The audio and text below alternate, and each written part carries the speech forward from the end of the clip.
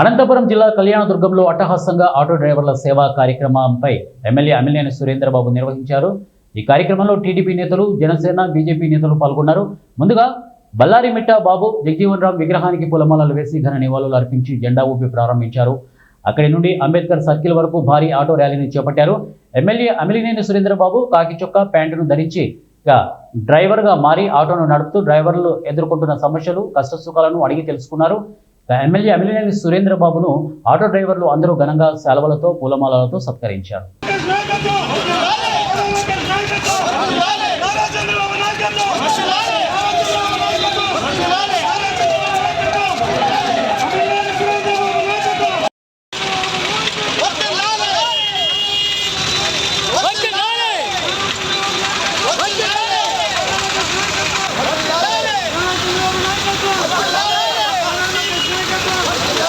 అదృష్టంగా భావిస్తున్నా.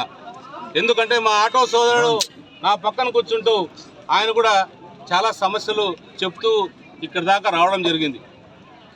ఎందుకంటే ఆటోలో కూర్చున్న తర్వాత తెలిసింది ఎంతో కష్టం ఉంటుందని నాకు కూడా అనిపించింది. ఆయన ఆ కష్టంతో పాటు ఆయన కష్టం చెప్తుంటే నిజంగా వినాలనిపించి చెప్పాడు.